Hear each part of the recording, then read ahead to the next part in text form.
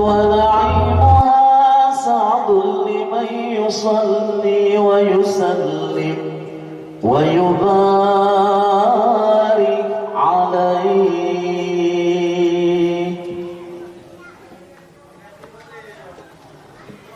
بسم الله الرحمن الرحيم.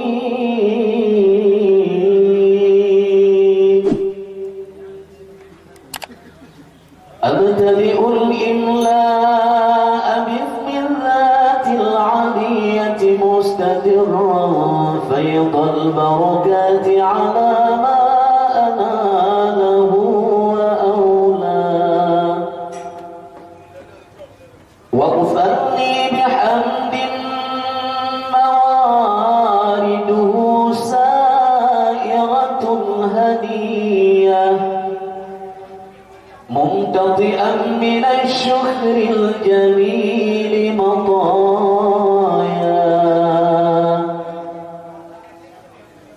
وأصلي وأسلم على النور الموصوف بالتقدم والأولية المنتقل في الغرر الكريمة والجبال،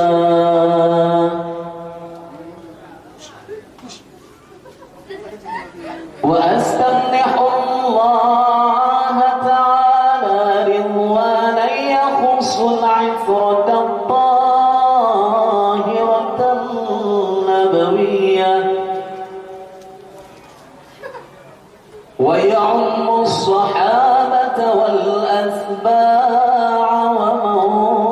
والاه، وأستجدي هداية لسلوك السبل الواضحة الجلية وحفظا من الغواية في خطة الخطاء وخطاه.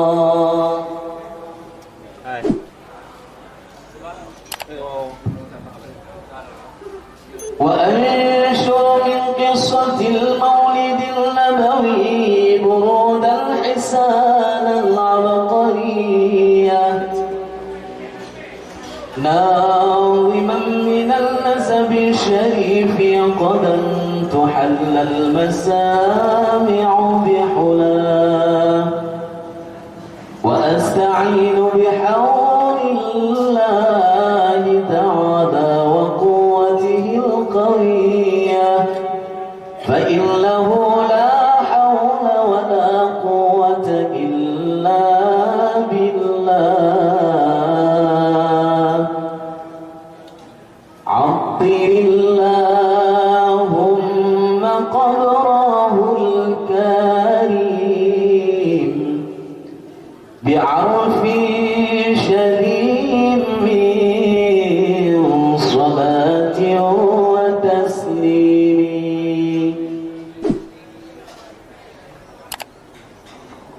وبعد فأقول وسيدنا محمد بن عبد الله بن عبد المطلب واسمه شيبة الحمد حمدت اتصاله السنية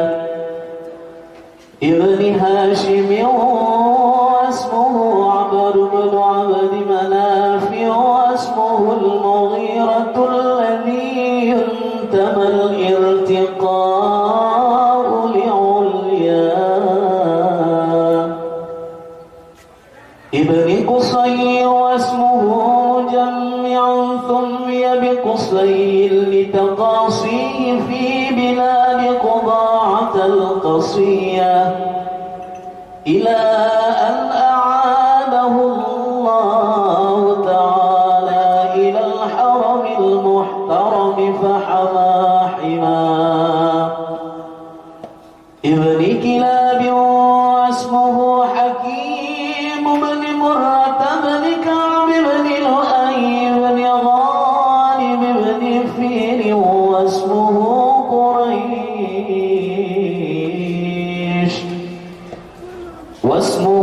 قريش وإليه تنسب البطون القرشية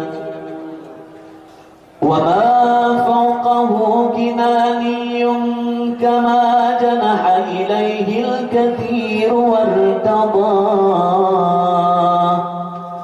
ابن مالك ابن النضر ابن كنانة ابن مدركة ابن إلياس هو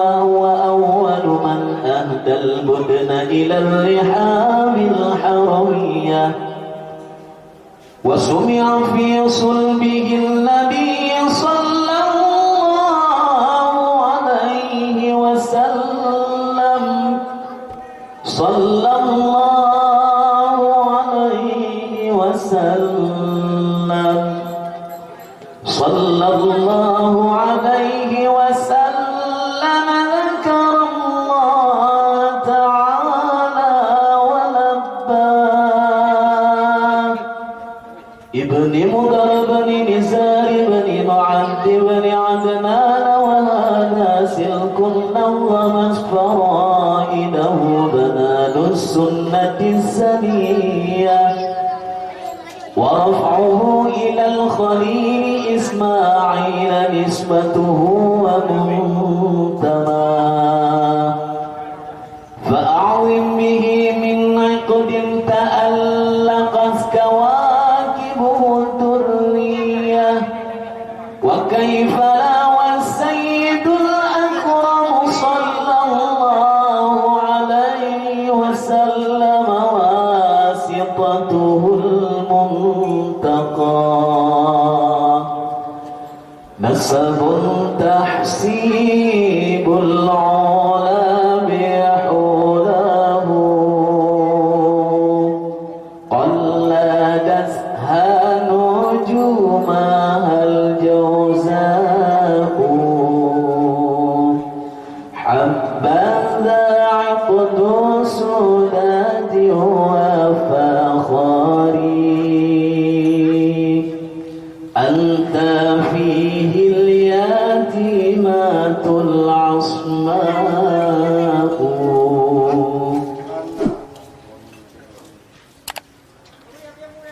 ولما تم من حمله شهران على مشهور الأقوال المروية توفي بالمدينة المنورة أبوه عبد الله وكان قد اجتاز بأخواله بني عدي من الطائفة النجارية ومكث فيهم شهرا سقيما يعانون سقمه وشكواه ولما تم من حمله على الراجح 9 أشهر قمرية وآن للزمان أن ينجلي عنه صلاة حضر أمه ليلة مولده آسية ومريم في نسوة من الحظيرة القدسية وأخذها المخاض فولدته صلى الله عليه وسلم صلى الله عليه وسلم صلى الله عليه وسلم نورا يتلألأ سلام